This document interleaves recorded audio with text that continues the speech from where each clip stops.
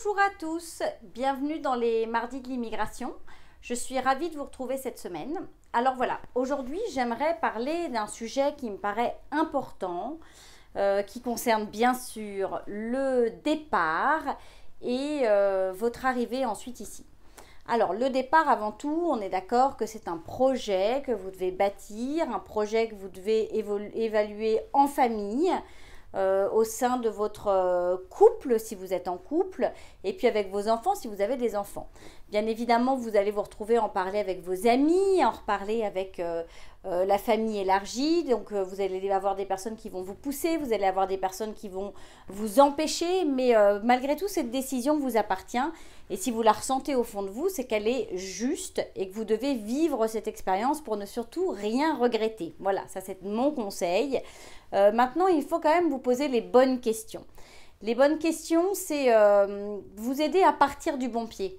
Puisque si vous partez dans la bonne direction, vous avez, je dirais, fait un peu toutes les étapes qui vont vous amener jusqu'à cette immigration ici au Canada, et plus particulièrement au Québec. Alors dans ce cas, votre arrivée sera des plus positives. Partir du bon pied, c'est faire un premier pas vers le Canada, c'est y venir en vacances, si possible en été, et puis si encore possible en hiver. C'est quand même important de voir ce que donne l'hiver ici au Canada et plus particulièrement au Québec si vous immigrez au Québec.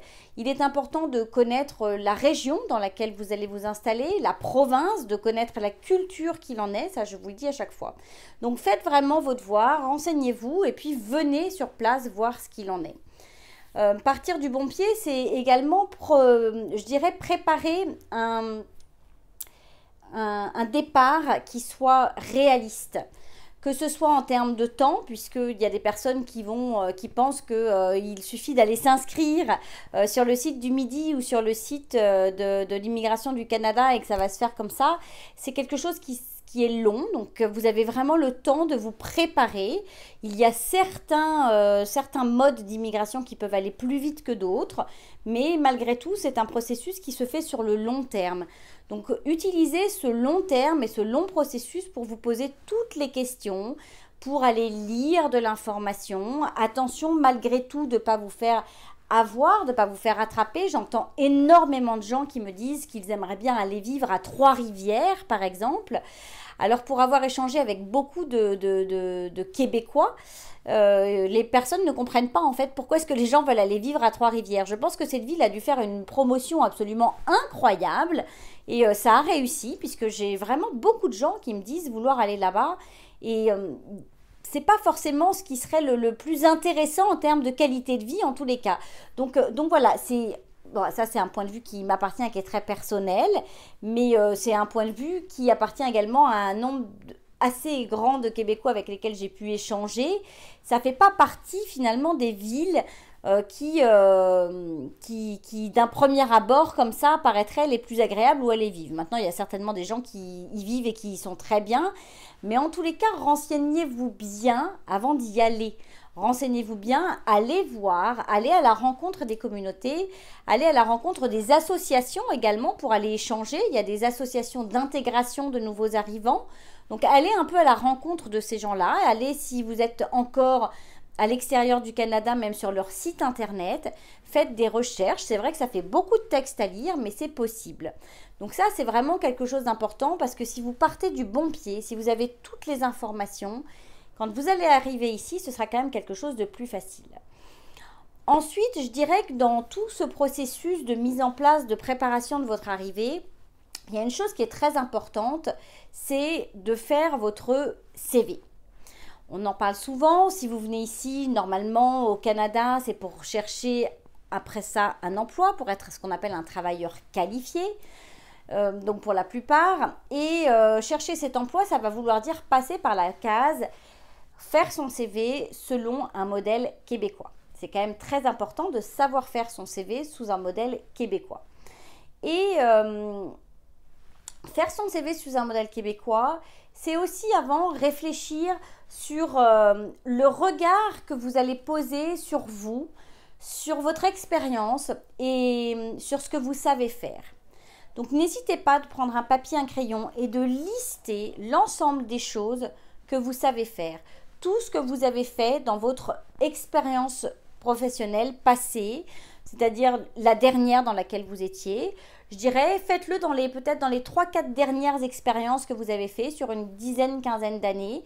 Répertoriez ces mots-clés sur votre expérience. Faites un peu un espèce de brainstorming de qui vous êtes. Quel regard vous posez sur votre expérience professionnelle? Quel regard vous posez sur qui vous êtes? Quel regard vous posez sur la personne qui va arriver au Canada? C'est très important en fait de regarder à l'intérieur de vous et de faire cette introspection.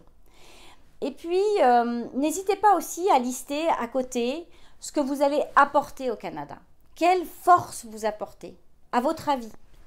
Quel savoir est-ce que vous pouvez apporter? Donc voilà, faites un peu ces petits points. Et je pense que c'est important. Le processus est long, donc ça peut prendre 2 ans, 3 ans. Donc préparez-vous chaque semaine, allez chercher de l'information, donnez-vous le temps pendant 1 heure ou 2 heures d'aller lire de l'information, d'aller travailler sur vous et de préparer en fait ce départ. Et puis surtout, bien préparer son départ, c'est bien préparer son arrivée. On ne saurait que le redire et le répéter à nouveau.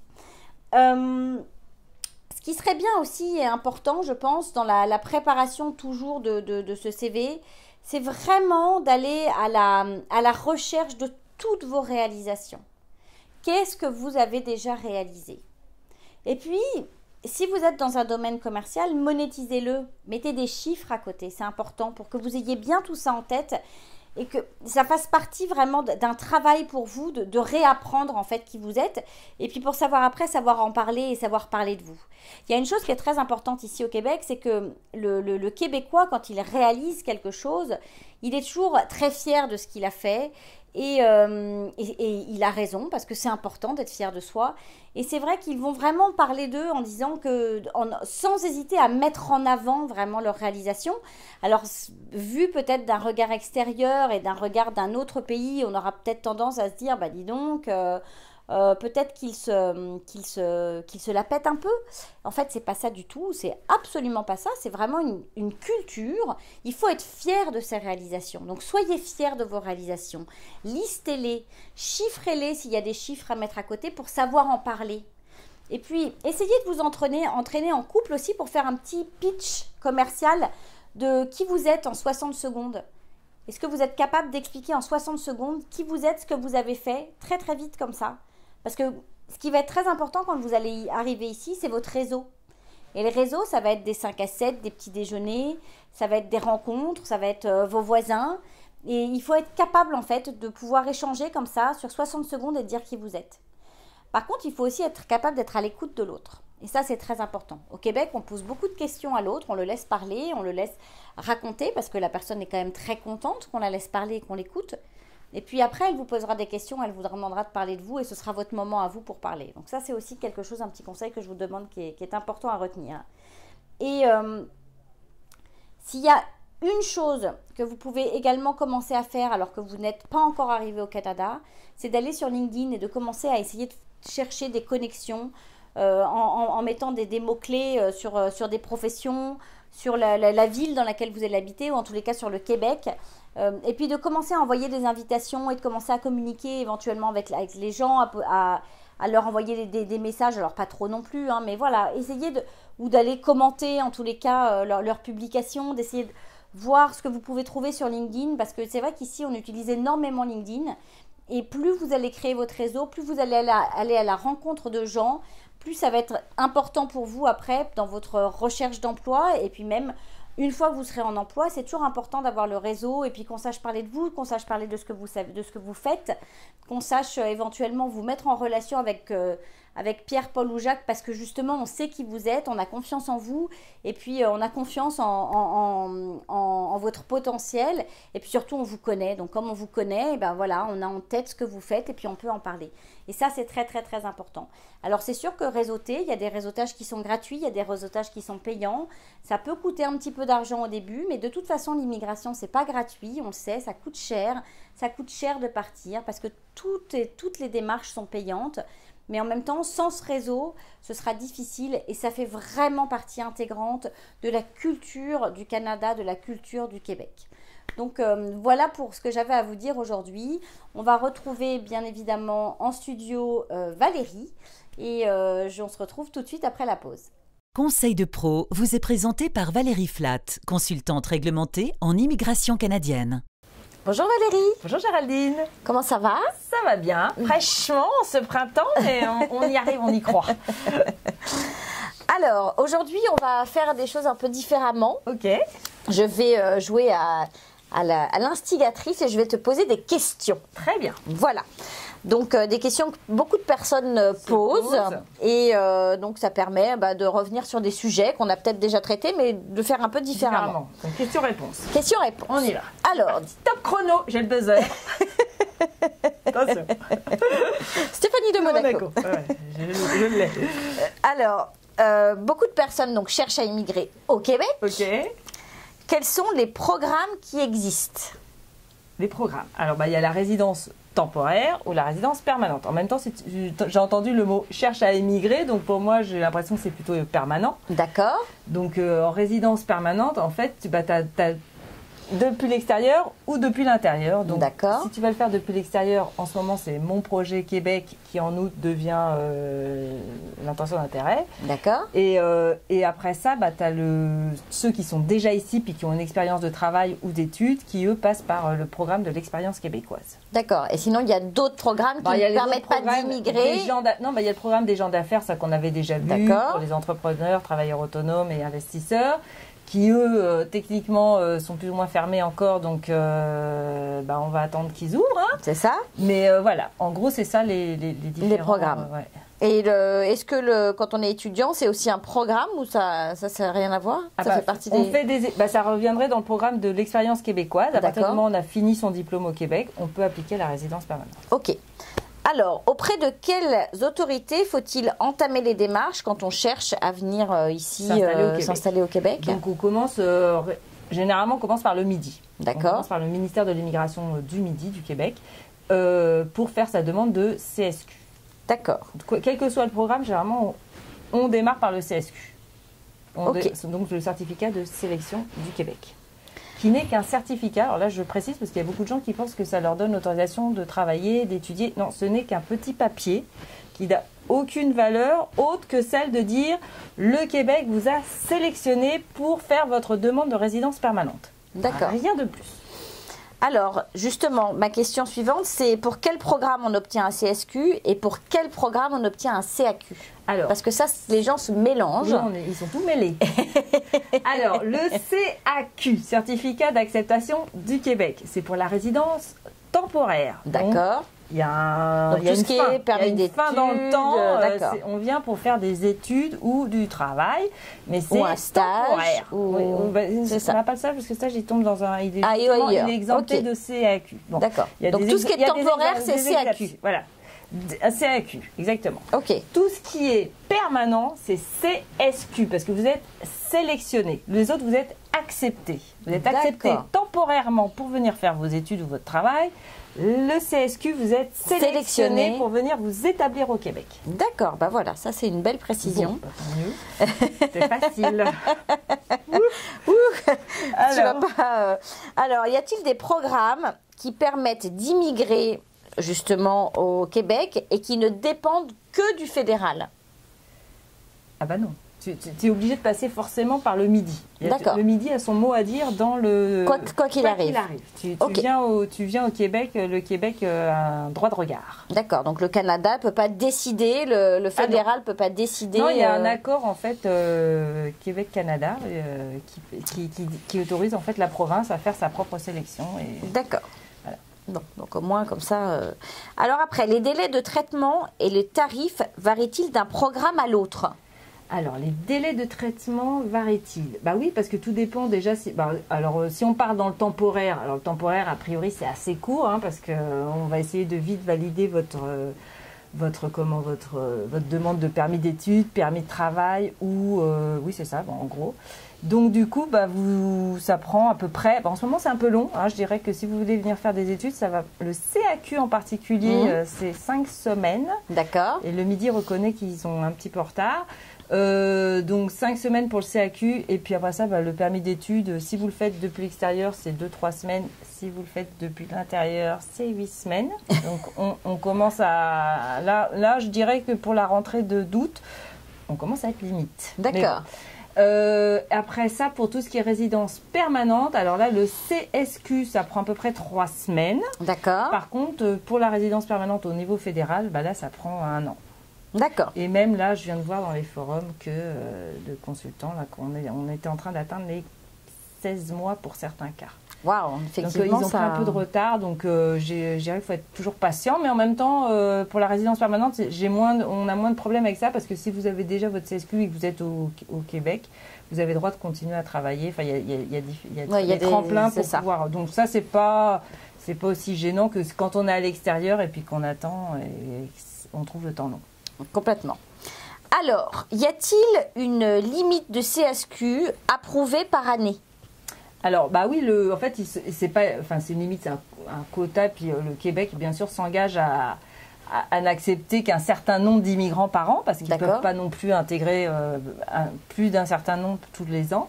Donc, généralement, ça tourne autour de 50 000 par an de nouveaux immigrants, nouveaux arrivants. Pour les CSQ, cette année, c'est autour de 43 000, dont 30 000 qui étaient pour les résidents, les travailleurs qualifiés, en fait, l'immigration économique, que ce soit de l'extérieur ou de l'intérieur, sachant qu'ils donnent quand même, je dirais, l'avantage à ceux qui sont déjà au Québec, quoi.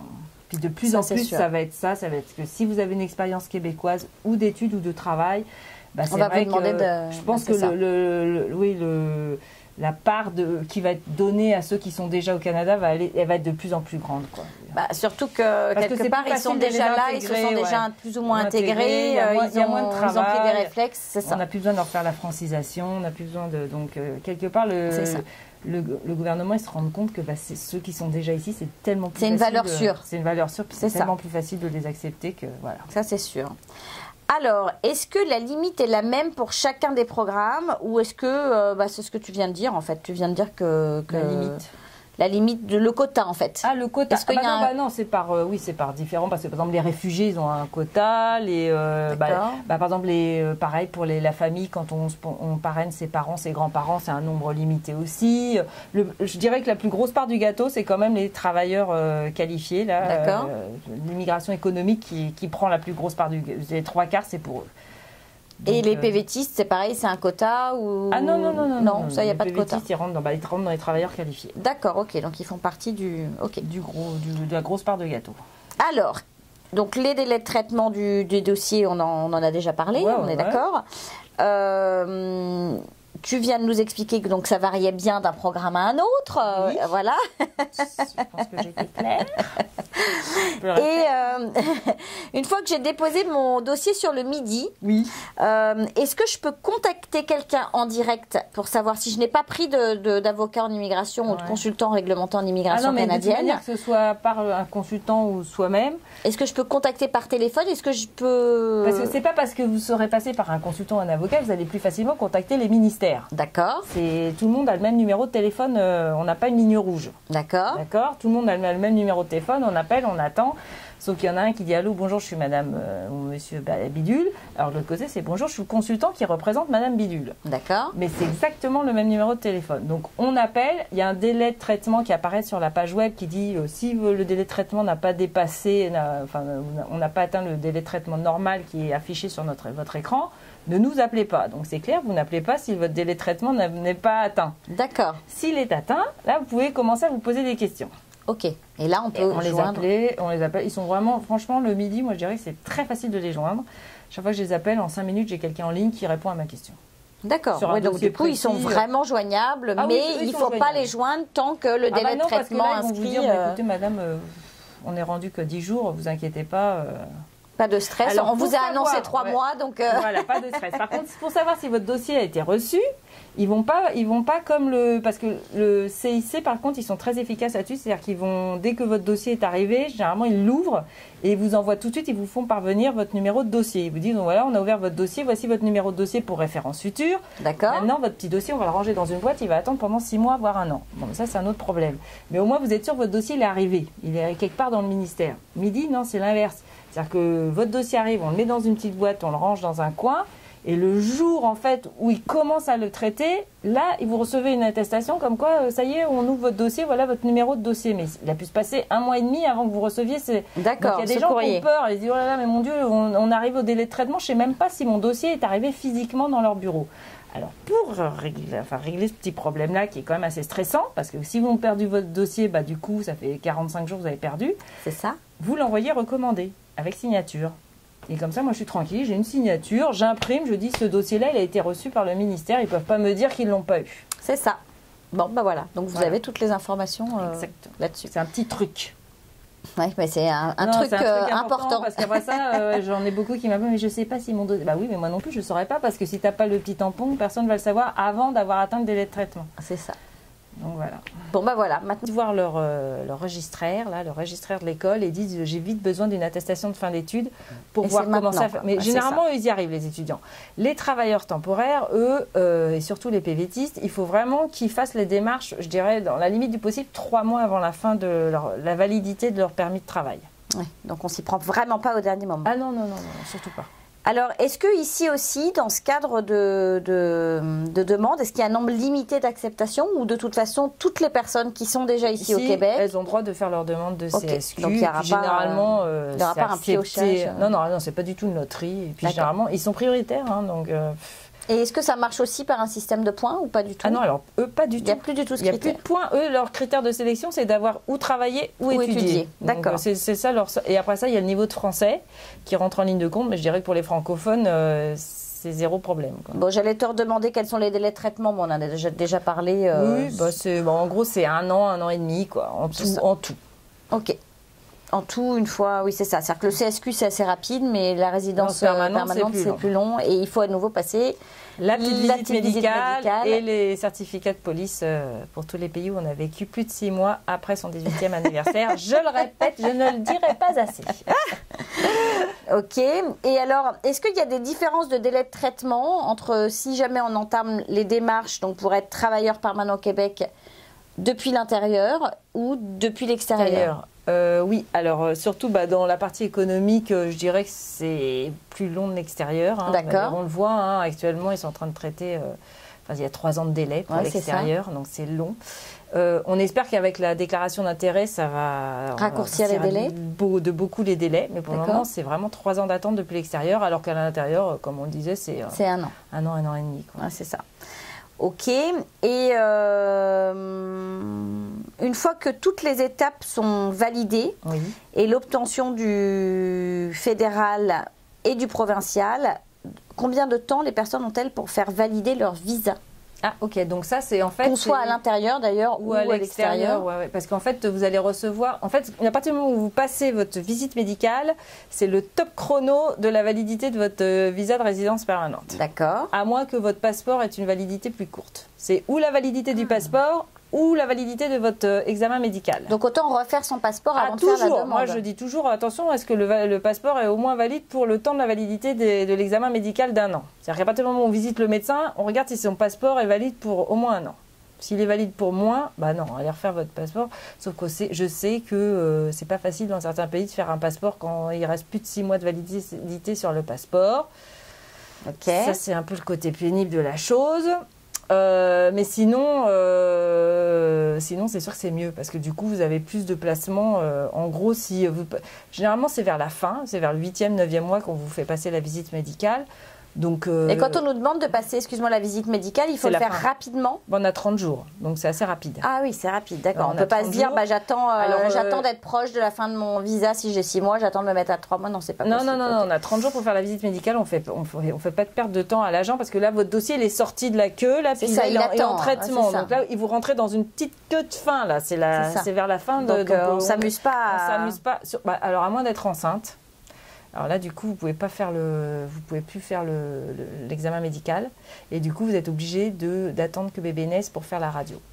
Donc je dirais, si vous prévoyez d'avoir un bébé, plutôt après la visite médicale ou 9 mois avant. C'est-à-dire que dès qu'on dépose son dossier de résidence permanente, en gros, on peut commencer une grossesse parce qu'à partir du moment où ils vont vous demander, ça va jouer à peu près à 1 mois près. Puis là, vous pouvez demander une dérogation. D'accord. Il ne me reste plus qu'1 mois avant la fin de ma grossesse, mais pas vers la fin. Là, parce que là, c'est bête, ça va vous redécaler 9 mois.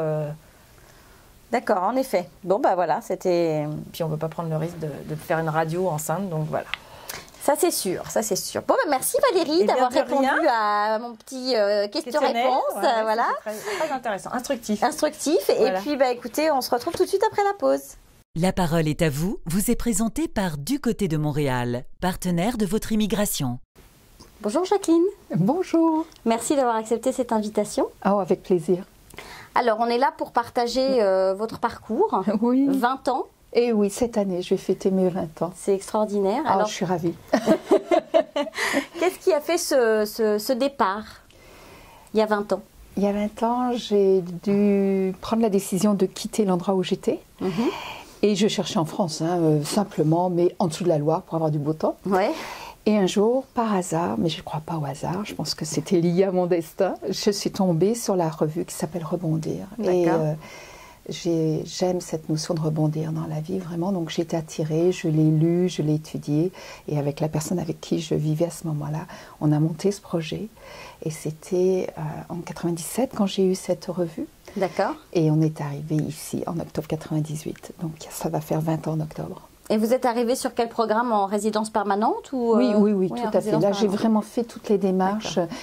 J'avais quand même 3 enfants, ados. Je voulais pas les entraîner dans une aventure un petit peu bancale ou aléatoire. Il y avait quand même un besoin de sécurité quand même. D'accord. Et la résidence permanente, à cette époque-là, était assez rapide alors? Ça a pris, je dirais, 9 mois, bien tassé. À partir du moment où moi j'avais commencé à envoyer les papiers. Et il y a eu plusieurs étapes, évidemment, les visites médicales, etc., etc. L'entretien au consulat, bon, le processus. Mais ce qui m'a le plus frappé à l'époque, je suis d'abord allée à cette réunion d'information. Il y en avait dans les grandes villes, Paris, Lille, Marseille, etc. J'imagine que c'est la même chose, mais j'avoue que je n'ai pas suivi de ce côté-là. J'avais fait mon tour, donc tout allait bien. Et on nous a vanté le Québec comme l'Eldorado. Vraiment? Vraiment. Et c'est ça qui était difficile parce que je suis tombée de haut en arrivant. En arrivant? Oui, vraiment. Pour des tas de choses, il y a des choses qui m'ont énormément frappée, en bien comme en moins bien, évidemment. 2 anecdotes. Je me suis retrouvée avec la machine à laver qu'avait ma grand-mère, qui faisait ch'toum, ch'toum, ch'toum, ch'toum. Alors que moi, j'étais habituée aux petites machines à tambour qui essorent et tout. Et tout. Bon. Qui lavent très bien. Et qui lavent très bien, voilà. Et qui n'abîment pas le linge comme là. Bon. Donc là, ça a été un choc. Moi qui voyais, vous savez, les images d'Épinal, je voyais l'Amérique comme le truc... moderne. Oui, en avant. Oui, bon, et nous, un peu arriérés, même à la limite. Ben non. Ça l'était dans les années 80. Oui, mais la France a beaucoup rattrapé. Heureusement. Mais là, j'étais entre deux, 98. Et l'autre chose, à l'inverse, bon, je venais d'une petite ville dans le Nord et évidemment, on commençait à peine à parler d'ordinateur. Et là, je suis arrivée dans l'école des enfants et c'était au moins, parce que je ne les ai pas toutes comptées, au moins 20 classes remplies d'une quarantaine d'ordinateurs. Ah oui, incroyable. Et là, ça m'a sidérée. Donc, il y avait ces contrastes. D'un côté, je trouvais très, très en avance, vraiment très à la pointe, j'allais dire. Puis d'un autre côté, des trucs qui dataient pour moi de ma grand-mère. Alors, c'est ce contraste. Ouais, ce contraste existe toujours puisque les machines à laver, alors il y a les machines européennes, oui, mais la machine nord-américaine reste avec ce système de ballottage qui fait que le linge blanc sort gris. Oui, et ça abîme beaucoup le linge. Mais moi, dès que j'ai pu, je me suis acheté une toute première machine à tambour qui sont arrivées. Ah bah oui. Ça, c'était vital pour moi. Mais bon, le reste, on s'adapte, on s'habitue. Il y a des tas de choses que je ne trouvais pas ici. Au niveau nourriture, on a chacun nos habitudes. Complètement. Ben, voilà. Bon, il y a des choses que je ne trouve pas. Alors, les amis, quand ils viennent me voir, ils font un plaisir de m'en amener.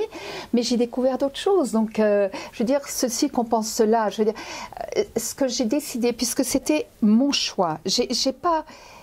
il y a des tas de personnes qui viennent ici contraintes et forcées. Oui, Kim Thuy est un bon exemple. Hein, les immigrants de guerre, les personnes qui fuient, etc. Vraiment, moi, c'était mon choix. Donc, je me suis dit, assume ton choix, mets-toi responsable. Ben oui. Et du coup, j'ai essayé de m'adapter le mieux possible. Il y a eu des années difficiles. Oui. Oui, tout à fait, tout à fait. Des années difficiles parce que mes parents sont tombés malades et que j'étais loin, que je ne pouvais pas être près d'eux. Des années difficiles parce que je n'ai pas été reconnue comme orthophoniste ici. C'était mon ancien métier en France. Donc, il a fallu que je fasse un choix. Est-ce que je reprends des études et j'avais des enfants adolescents ou est-ce que je me lance autrement? Et comme j'étais aussi psychothérapeute et thérapeute conjugale et familiale, j'ai ouvert un bureau. Mais oui, mais j'ai commencé à zéro. Donc les premières années, j'avais un client ou deux par semaine.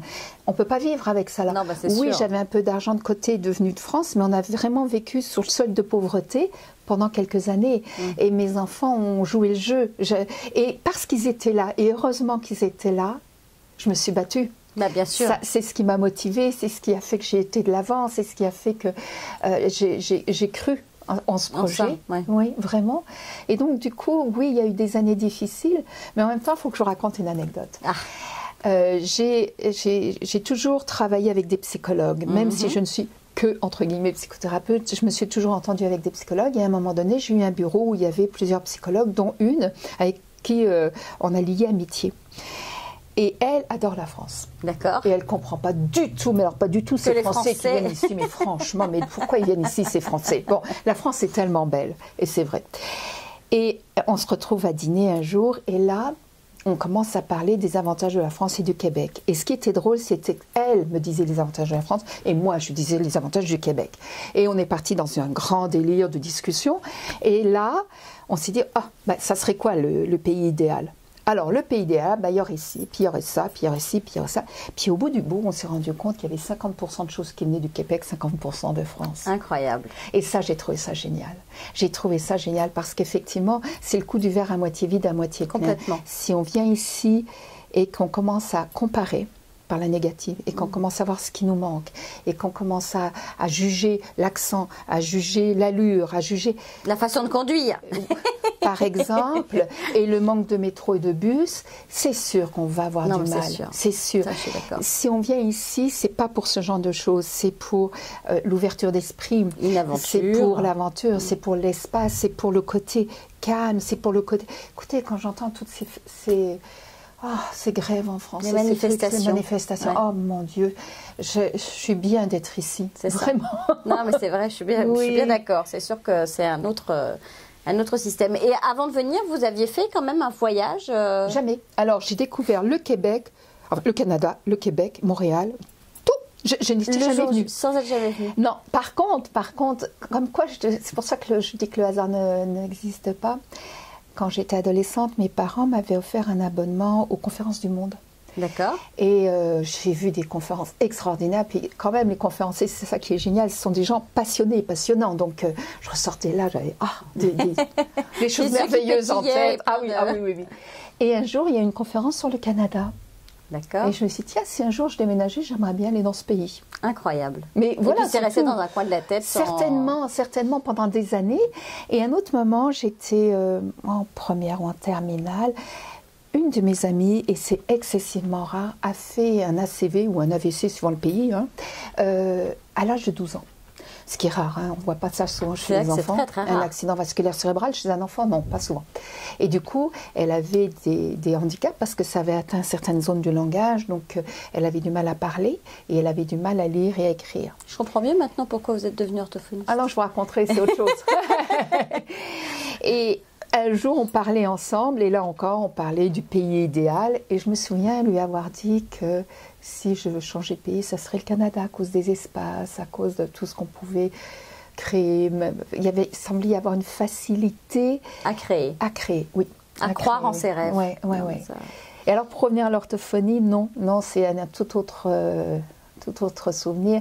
Petite parenthèse, parce que ça n'a rien à voir avec l'immigration, c'est que quand j'étais enfant, j'étais dyslexique, dysorthographique, et qu'une institutrice m'avait pris en grippe pensant que j'étais paresseuse et que je ne travaillais pas, que j'apprenais pas mes leçons, parce que j'étais incapable d'écrire. Et elle me faisait tourner dans la cour de récréation avec mon cahier attaché dans le dos, parce que je faisais trop de fautes. Quelle horreur. Donc j'ai vécu beaucoup de honte, de rejet évidemment, parce qu'on ne joue pas avec l'enfant qui est pointé du doigt, et de manque de confiance en moi, d'estime de moi, vraiment ça s'est cumulé. Et un jour, pour la xème fois où je tournais dans cette cour de récréation, je me suis dit, quand je serai grande, je trouverai un métier pour aider les enfants comme moi. Et quand je suis arrivée au moment de mon bac, j'ai vraiment hésité entre psychologie et orthophonie, qui venait de commencer en France, c'était assez récent. Et j'ai choisi orthophonie, mais j'ai quand même fait des études en psychologie. Et après, je suis devenue psychothérapeute. Ça faisait vraiment partie de quelque chose que je voulais faire, développer et aider. Et ici, souvent, on me pose la question, est-ce que les problèmes ici sont pareils ou différents qu'en France? Les problèmes d'identité, les problèmes existentiels sont partout les mêmes. Ils ne s'expriment pas peut-être de la même manière, mais ce sont les mêmes. Oh, je vais vous raconter une autre anecdote. Sauf qu'on accompagne beaucoup plus les enfants dyslexiques ici, et avec un trouble de l'attention. Et... Tout à fait. Enfin, moi, je l'ai vu. Nous, on est tous dans cette famille. Nous sommes 6. Moi, je suis totalement dyslexique avec vraiment de la dysorthographie. J'ai plus dyscalculique. Oui. Je pense que mes enfants ont tous hérité de cela, sauf la petite dernière, qui elle est dysgraphique seulement. Et leur père a un trouble de l'attention.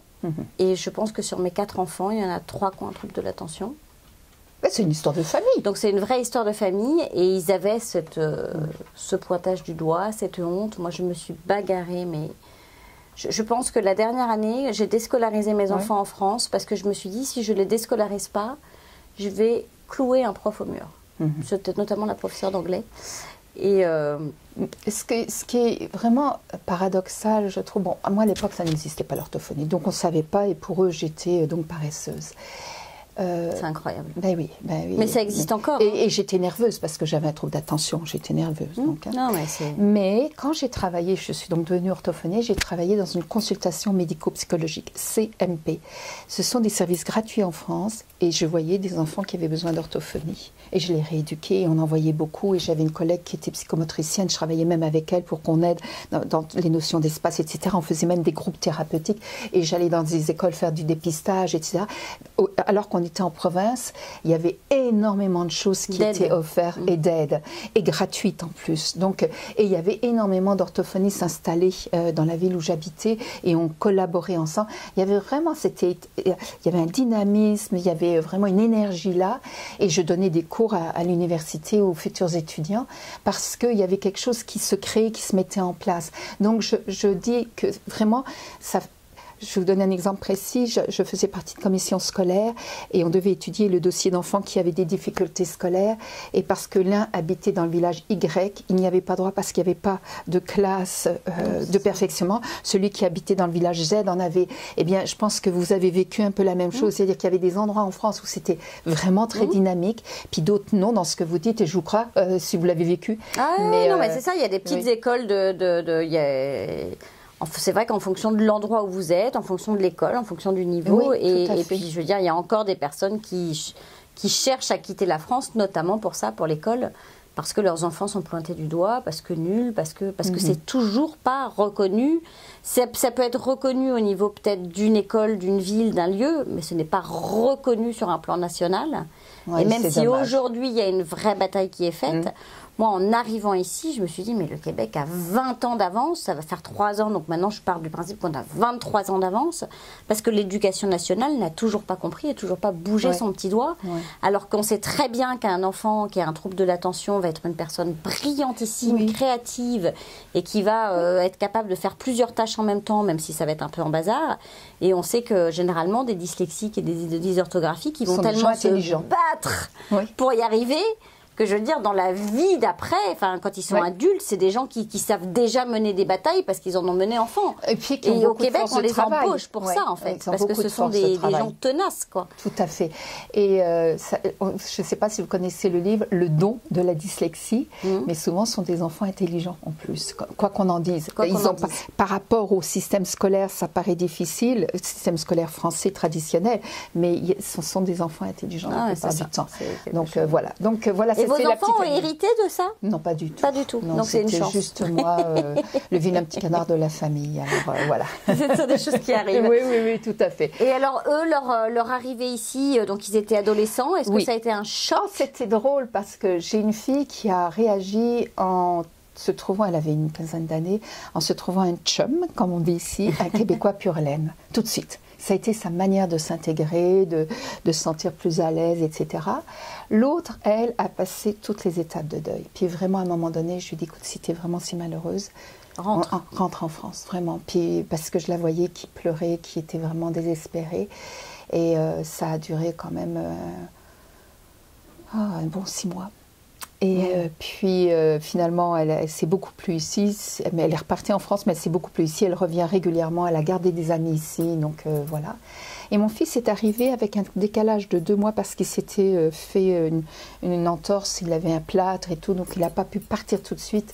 Il est resté chez son papa ce temps-là. Et quand il est arrivé, on avait donc pratiquement 2 mois d'avance sur lui, entre guillemets.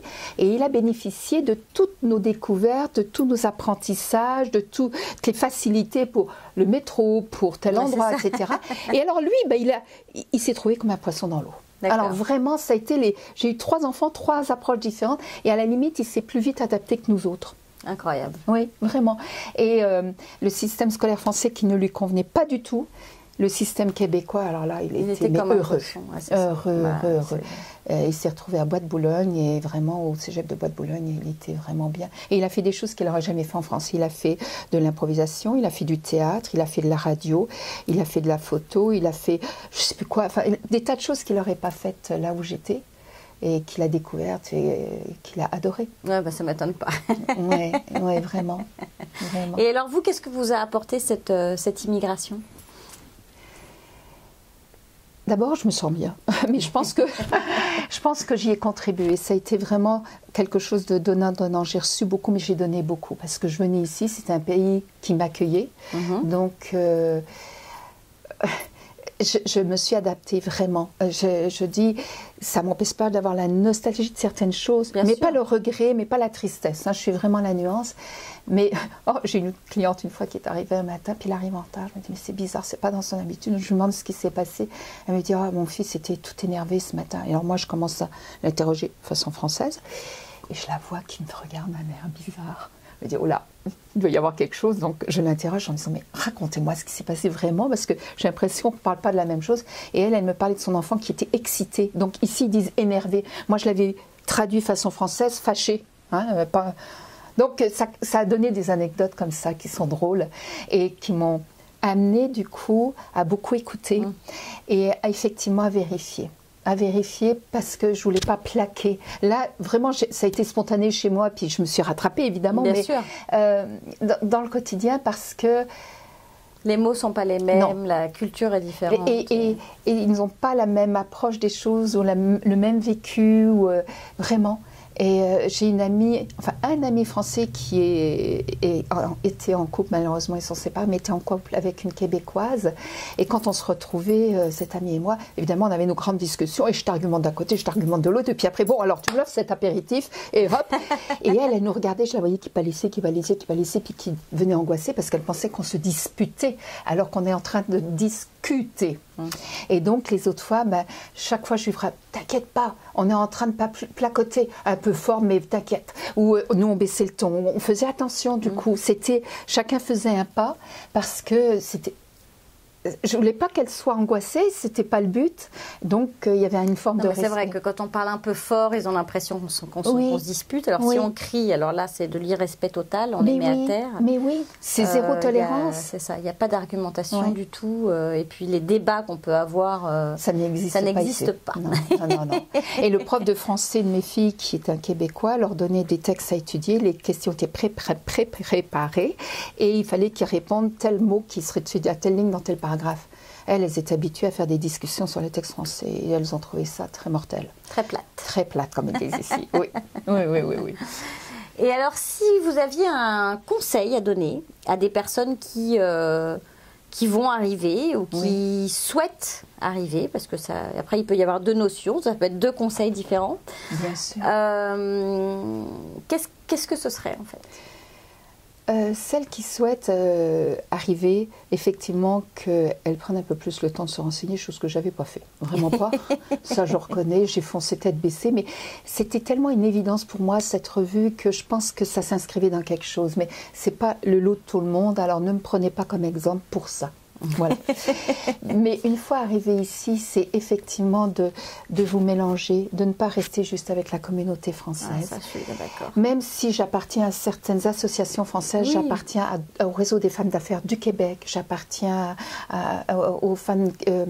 réseau des femmes professionnelles, etc. Et il y a vraiment tout le monde. Et j'ai des amies québécoises et je suis bien contente de les connaître, généreuses comme tout, vraiment... Et puis apprenez à donner. En France, on ne nous apprend pas ça. Mais ici, plus vous tenez, plus vous allez recevoir. Ça. Mais dans plein Giver's gain. Oui, oui, oui. Et laissez derrière vous les histoires de hiérarchie. Ça n'existe pas. Non, non. Puis c'est très bien. C'est très bien. Vous voyez, j'ai une jeune femme qui m'aide comme assistante. Eh bien, pour moi... J'ai dû l'appeler assistante pour qu'elle ait un poste. Un poste, mais pour moi, c'est vraiment une collaboratrice parce qu'elle fait des tas de choses que je ne sais pas faire, sinon je n'aurais pas besoin d'elle. Et elle est précieuse pour moi. Et c'est cette notion de j'ai envie de la garder et je la bichonne parce que j'ai envie de la garder. Parce que ça peut partir vite, un employé. Oui, ici, ça va être comme ça, du jour au lendemain. Et j'en ai vu, hein, vraiment, à tous les niveaux. Patron haut placé qui arrive à son bureau le matin et me dit qu'il doit partir alors qu'il avait un contrat pour 7 ans. Il était au bout de 1 an et demi, 2 ans. Donc, et ça n'avait rien à voir avec son travail, la qualité de son travail. C'est parce qu'il y avait le neveu du directeur qui cherchait une place. Ça arrive partout, c'est partout franche pour ça. Petit clin d'œil. Mais non, et des gens, j'ai moi-même travaillé dans un organisme qui aidait les gens à encaisser le fait qu'ils étaient mis à la porte, qu'ils étaient licenciés et leur donner toutes les solutions qui pouvaient se présenter à eux. Donc oui, ici, il n'y a pas toute la couverture sociale qu'il y a en France pour protéger, mais en même temps... En même temps, comme ça, on bichonne ses employés. Oui. Enfin, moi, c'est le sentiment que j'ai. Ah, mais dans les 100 meilleures entreprises, il y en a 20 au Canada quand même. Dans les 100 meilleures entreprises du monde. Du monde, oui, ça c'est sûr. Donc, à refaire, vous le referiez comme ça? Bah, si je suis moi-même, j'imagine que oui. Ou alors, il faudrait que ça soit une autre vie et que j'ai d'autres expériences. Mais je veux dire, refaire, si je repars au point de départ, je repars avec la même mentalité. Alors maintenant, si c'était à faire avec l'expérience que j'ai acquise en 20 ans, ça fait beaucoup quand même 20 ans, oui, c'est ce que je disais, je prendrais peut-être le temps de mieux me renseigner, d'assurer plus mes arrières, de prendre le temps plus avec mes enfants. Je prenais beaucoup de temps avec eux, je passais beaucoup de temps avec eux, mais de parler de ce que ça représentait pour eux, etc. Quoique, ils ont l'air d'être très contents d'avoir eu cette expérience, ça les a vraiment ouverts. Là, on était dans une ville de province. C'était très conformiste, très petite bourgeoisie française. Et le fait de venir ici, ça leur a ouvert l'esprit de manière extraordinaire, à tel point que mon fils est parti 9 mois en Asie, chose qu'il n'aurait jamais peut-être fait avant, qu'il pense revenir ici, que bon, ils se sont ouverts à plein de choses. Le champ des possibles, on leur ouvre le champ des possibles. Un autre exemple, c'est leur ouverture d'esprit quand on parlait de gays. Là où on vivait, c'était vraiment l'insulte, c'était la pédale, c'était le PD, c'était toutes les insultes possibles, imaginables. C'était des malades, enfin vraiment tout le conformisme français. Alors qu'ici, ils se sont rendus compte que non, ils ont eu l'ouverture d'esprit. Et moi, je trouve ça génial. Ils ont compris que c'était juste des humains qui aimaient des personnes du même sexe. Et ça leur a permis comme ça de se dégager de valeurs, de critères, de manières de penser qui, pour moi, sont trop rigides ou trop fermés. Ça les a ouverts au monde. Et vous envisageriez de repartir vivre en France ou... Moite-moite. Ben oui, j'ai des enfants pour les fameux 50%. Non, c'est parce que j'ai des enfants en France et bientôt des petits-enfants et que j'en ai ici. Donc j'ai envie, et que j'ai des amis ici, que j'ai des amis en France. Moi par contre, je suis... Toujours divisé. Mais oui, bien sûr. Mais je ne le vois pas comme une division, je le vois comme un enrichissement. J'ai deux... Vous savez, quand je me suis séparée, je suis divorcée, j'ai dit à mes enfants, écoutez, vous avez de la chance maintenant, vous allez avoir 2 chambres, 2 lits, 2 machins, 2... Et vous allez prendre le meilleur de chacun. Et j'ai envie de prendre le meilleur de chacun. C'est ça. Oui, vraiment. Bon, merci Jacqueline pour cette belle expérience. Avec plaisir. Mais je trouve que je suis un assez bon exemple de... On peut vivre bien ici en étant heureux et dans la durée. Et, il faut vraiment se donner la peine de passer les années difficiles, parce qu'il y a des années difficiles d'adaptation, d'acclimatation, etc. Et d'avoir cette ouverture d'esprit de dire que c'est nous qui avons choisi, pour la plupart des cas, je précise. Pour ceux qui ont choisi, pour ceux qui ont choisi, et de faire en sorte de c'est à nous de nous adapter, quoi. On est d'accord. Oui, vraiment. Bon, merci. Merci beaucoup de m'avoir reçu. Merci, et nous, on se retrouve après la pause. La parenthèse immobilière vous est présentée par Fabrice Wolzenlegel. Bonjour Fabrice. Bonjour Géraldine. Alors, cette semaine, quel est le sujet du jour? Eh bien, on va rester dans la location. On en a parlé les 2 dernières capsules que l'on a faites, parce qu'on est vraiment dans la période de location. Le 1er juillet arrive. Et donc, il y a plusieurs choses. Je voulais faire le point sur le 1er juillet, le très fameux 1er juillet. Et je voulais faire le point sur les obligations du locataire, l'obligation quand vous avez loué un appartement, mais aussi les obligations du locateur, qui est donc le propriétaire ici, de façon à voir un petit peu comment les choses fonctionnent. Alors, premier point, c'est une évidence, mais vous avez loué un appartement, votre première obligation, c'est de payer le loyer. C'est ça. Mais alors, on vous dit ça comme une évidence, mais c'est d'autant plus évident qu'ici, c'est très important, parce qu'on a la régie du logement qui gère les relations entre le propriétaire, donc le locateur et le locataire, et cette régie est très réactive. La régie du logement. On aura l'occasion de faire un détail et une capsule sur ce point-là, mais au jour d'aujourd'hui, simplement pour vous dire que vous devez payer votre loyer le 1er du mois. Si vous n'avez pas payé le 1er du mois, dès le lendemain, le propriétaire peut vous mettre en demeure. À ce moment-là, vous avez 3 semaines pour régulariser votre situation. Si vous n'avez pas régularisé votre situation, le propriétaire peut demander la résiliation du bail et techniquement votre expulsion. Et techniquement, l'expulsion, ici, c'est toute l'année. Il n'y a pas de trêve hivernale. Donc, c'est très très important de respecter les termes du contrat et de respecter les termes du bail et de payer votre loyer en temps et en heure. C'est aussi important de ne pas garder l'argent en vous disant « il y a un problème, moi je ne vais pas payer mon propriétaire parce que les toilettes fuient, il ne fait pas les travaux, etc. » Surtout ne faites pas ça, vous vous mettez en défaut et quelle que soit la situation, dans 99,9% des cas, vous aurez tort. Donc, appelez la régie du logement, soumettez-leur leurs problèmes, ils vont vous donner la solution ou la procédure à respecter, et au moins vous serez dans les règles de l'art et vous serez tranquille et il ne pourra rien vous arriver. Et petite coupure, je me permets, c'est le fait de, si jamais vous avez un délai spécifique pour payer votre loyer, donc par exemple vous avez négocié de pouvoir le payer le 5, le 7 ou exceptionnellement, ayez un écrit... Hein, tu confirmes, toujours dans votre dossier, ayez un document qui prouve vos dires, s'il y a une modification en cours de route où vous êtes convenu que pour des raisons d'entrée et de sortie d'argent, vous allez payer non plus le 1er mais le 5 ou le 10, ou qu'à un moment même vous allez payer la moitié de votre loyer pendant 1 mois ou 2, ça peut être des accords que vous trouvez. Ayez un écrit, parce que le jour où vous êtes devant la régie du logement, votre propriétaire vous emmène là-bas ou vous l'emmenez, on va vous demander de prouver ce que vous dites. Et si c'est juste, on s'est parlé au téléphone, on se l'est dit, ça ne vaudra rien, on va revenir au bail. Sur le bail, c'est marqué que vous deviez payer le 1er, vous n'avez pas payé, vous êtes en tort, l'histoire elle est réglée, c'est vous qui avez tort, c'est vous qui devez payer tous les frais, tous les dépenses, et c'est vous qui risquez de vous faire expulser. Donc ça, c'est la première point, payer en temps et en heure et ne pas retenir son loyer, même s'il y a un problème avec le propriétaire. Vous devez bien évidemment avoir une utilisation prudente et diligente du bien, c'est-à-dire que vous devez utiliser les toilettes pour aller aux toilettes et non pas pour verser plein de choses à l'intérieur qui vont boucher tous les tuyaux. Vous devez l'utiliser, votre appartement qui a une vocation résidentielle, pour y habiter et non pas pour en faire votre bureau. Parce que ça, c'est très important, parce que sinon ça change la destination du bien, et ce qui veut dire que les taxes pourraient changer pour votre propriétaire et ça pourrait emmener des frais, et donc il faut...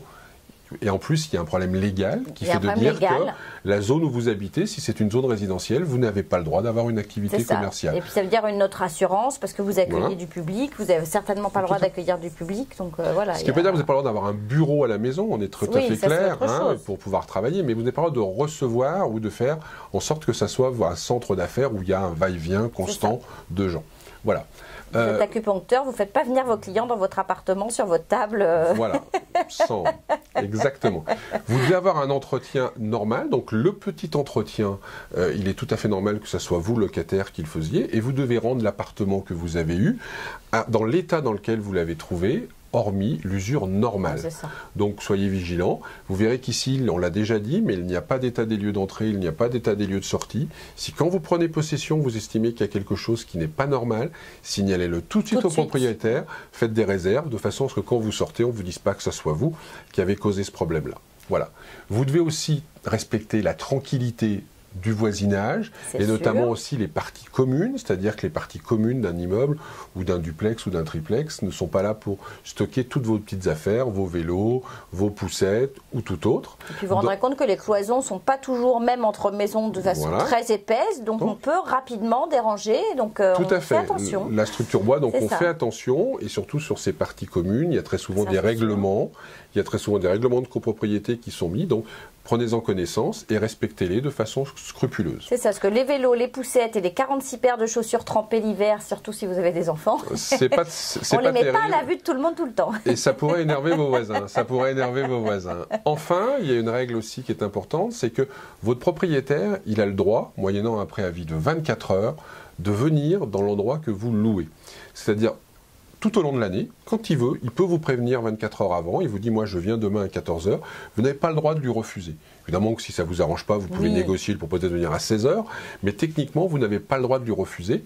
Et de la même façon, quand vous avez donné votre dédit pour quitter, eh bien, à partir du moment où le bien est à nouveau sur le marché, eh bien, vous êtes obligé d'ouvrir la porte avec un préavis de 24 heures pour que des nouveaux locataires potentiels puissent venir visiter. Voilà. Donc ça, c'est les principales obligations du locataire. Maintenant, on va voir les obligations du locateur qui est le propriétaire. Un locataire ne peut pas vous refuser le renouvellement de votre bail. Il faut savoir que quand vous êtes locataire en titre, le locateur ne peut pas vous refuser le renouvellement de votre bail. Il peut, par contre, récupérer le bien dans certaines conditions. Ces certaines conditions, c'est qu'il récupère le bien pour l'utiliser lui-même. C'est-à-dire ici, il vous dit, moi, je veux que vous partiez parce que je veux venir habiter dans cet appartement-là.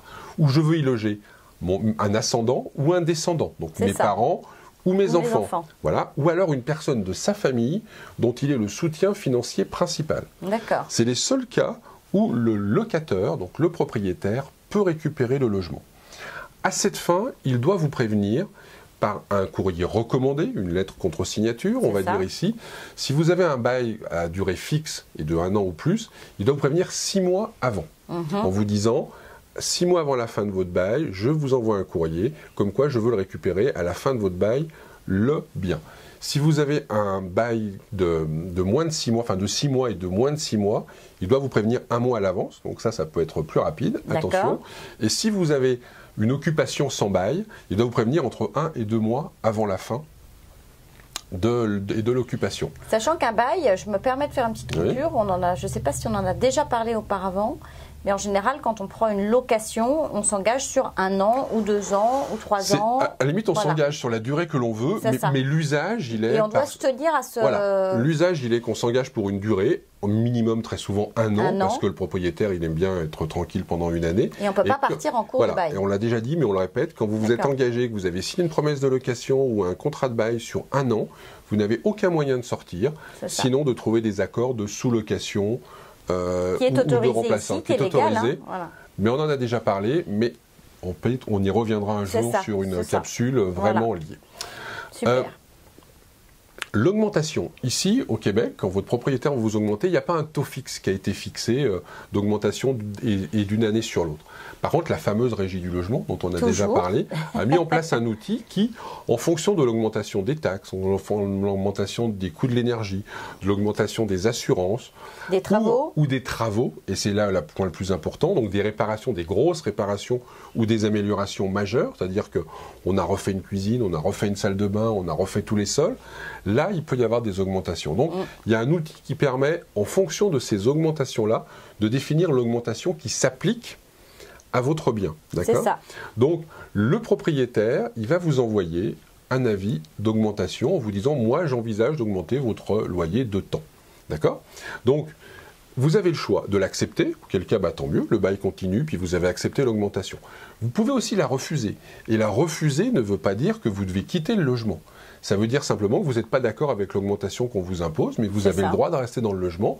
Et là, 2 solutions. Vous renégociez avec le propriétaire, c'est-à-dire vous essayez de dire, voilà ce que dit la régie du logement, voilà, tu m'as demandé plus, on va essayer de trouver un terrain d'entente. C'est ça. Soit si on ne trouve pas de terrain d'entente, c'est pas grave, vous avez le droit de rester dans le logement et c'est la régie du logement qui va trancher. C'est-à-dire qui va dire, voilà ce qui a été fait comme travaux et tout, et on estime qu'au jour d'aujourd'hui, l'augmentation, elle est de temps et ce n'est pas discutable. Voilà. Une chose à noter, un immeuble qui a moins de 5 ans ou un immeuble qui a été transformé en logement résidentiel depuis moins de 5 ans, les augmentations sont libres, on va dire, pour faire quelque chose de simple. Okay. Donc il faut regarder ça de façon précise et bien le savoir quand on loue et quand on loue un bien. Donc ça, c'est pour l'augmentation. Il peut aussi y avoir une modification du bail. Le propriétaire peut vous dire, je vous loue un appartement avec un parking, maintenant je voudrais récupérer le parking. Ou je vous loue un appartement avec un rangement, je veux récupérer le rangement. Ah. Les animaux étaient autorisés, je veux plus. C'était autorisé de fumer, maintenant je veux plus, notamment avec la fameuse cannabis. On aura aussi l'occasion de faire une capsule sur ce sujet et on essaiera de la faire avant d'avoir fumé. C'est promis, c'est promis. Donc voilà. Donc en règle générale, pour faire très simple sur ce point de vue-là, qui est la modification, c'est soit vous négociez, pareil, puis vous essayez de trouver un terrain d'entente. Et si vous n'arrivez pas à trouver un terrain d'entente, en règle générale, vous allez à la régie du logement. Et la régie du logement part du principe que si la modification, elle change complètement ce pourquoi vous louiez l'appartement. Je m'explique, vous louiez un appartement sur le plateau exprès parce qu'il y avait un garage, puis on vous dit qu'on veut vous l'enlever. On va vous le laisser parce que c'est vous qui aurez raison, ce n'est pas une modification qui est acceptable. D'accord ? Et pour finir, je dirais que si vous n'avez reçu aucun avis, ni de reprise par le propriétaire, ni d'augmentation, ni de modification, votre bail, il continue. Ça continue. Comme il est là. C'est reparti pour une année. C'est reparti pour une année ou pour la période qui était prévue initialement. Donc vous êtes complètement tranquille. Voilà, j'espère que ces précisions vont vous permettre d'y voir un petit peu plus clair. Et puis n'hésitez pas à nous poser des questions, sur notre très fameuse adresse courriel dont j'ai la parenthèse immobilière à commercial. Donc c'est le arrobase, le commercial, gmail.com. Voilà, donc on attend vraiment vos questions et on compte sur vous. Voilà, exactement. Et on se retrouve la semaine prochaine. Fabrice, bonne semaine. Merci, de même. Bonne semaine à vous. Et puis profitez de l'été qui va arriver. À très bientôt, à la semaine prochaine, au plus tard. Au revoir.